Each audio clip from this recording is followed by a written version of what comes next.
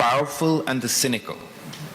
He told the mighty that history stands with those who dare, not those public, unwilling to be dictated by the powerful and the cynical.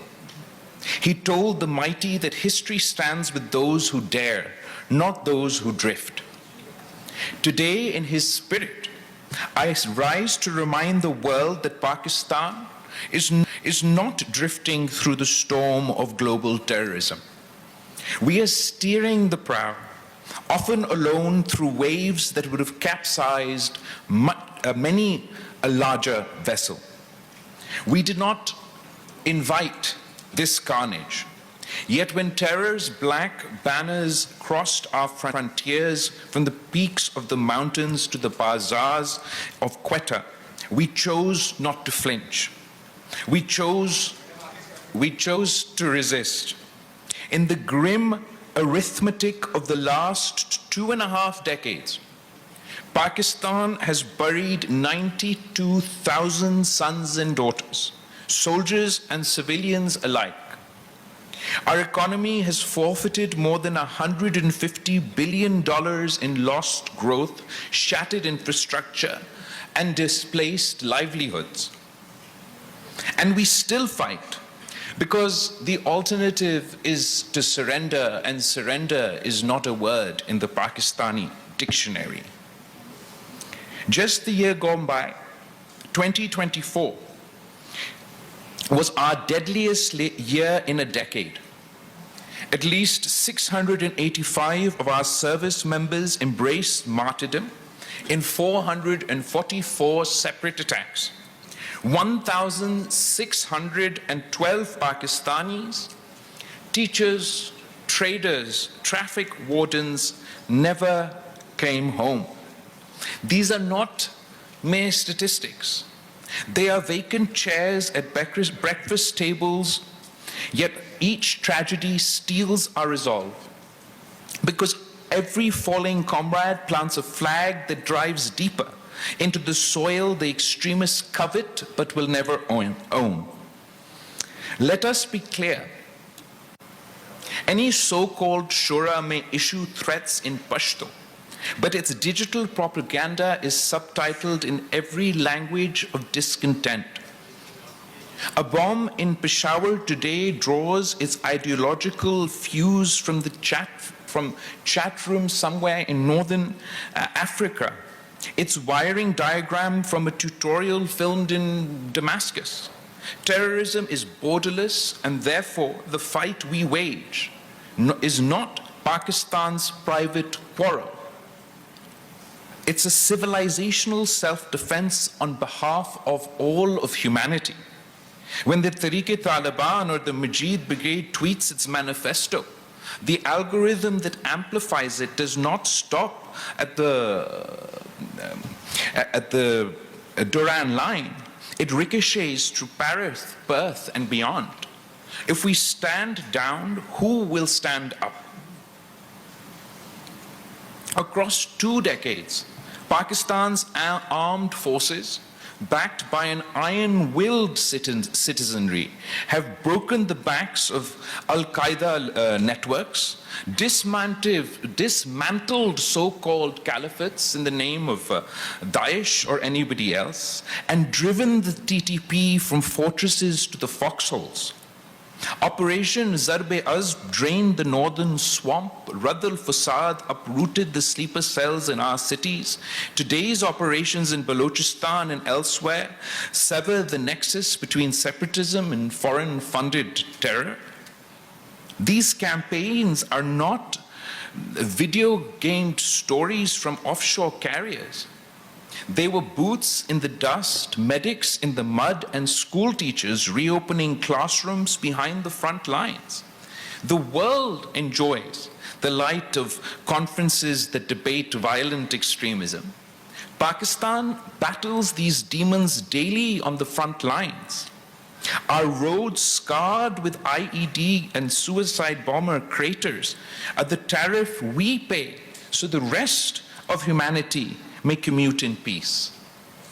Is it too much to ask that the visa desks respect the Pakistani passport that guards their peace?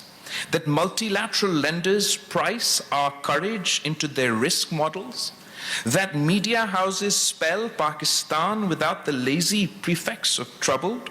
Respect is the minimal dividend of sacrifice. And for across the Durand line, the Taliban regime was greeted by many as an inevitable fact. They promised the neighborhood stability. They delivered instead a 40% surge in militant attacks on Pakistani soil and a sanctuary for the TTP, the BLA, the ETIM, and so much more. We say to Kabul, sovereignty confers duty.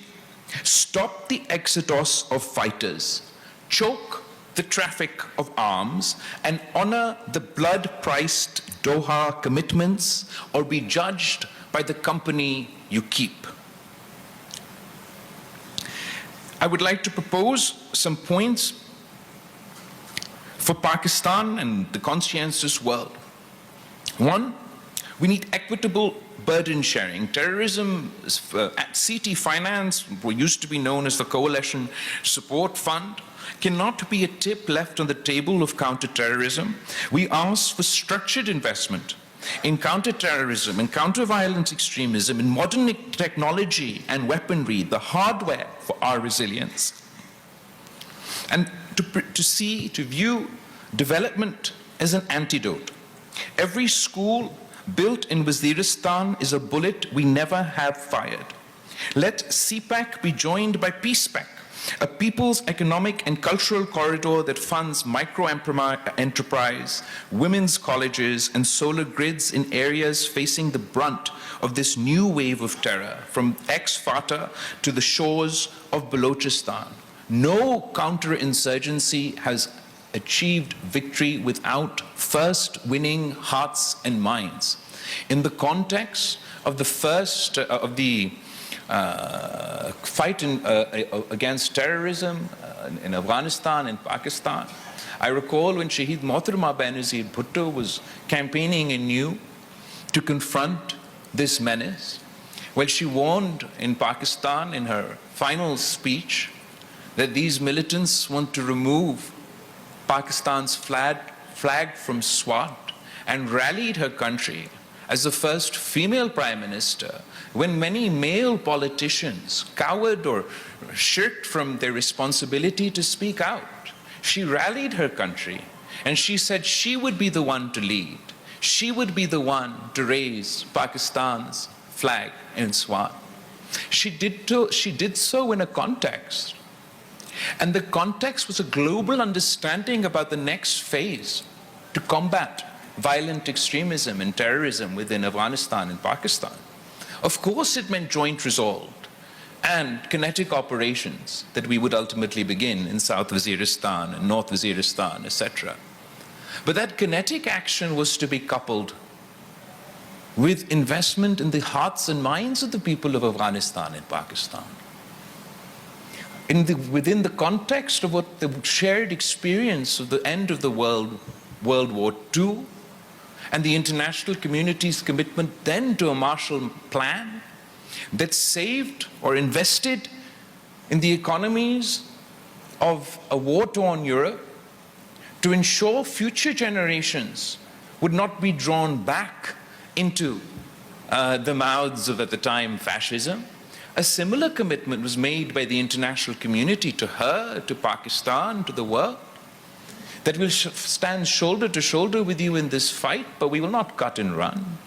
We will invest in a new Marshall Plan for Afghanistan and for Pakistan to ensure that future generations are not lost to the menace of terrorism.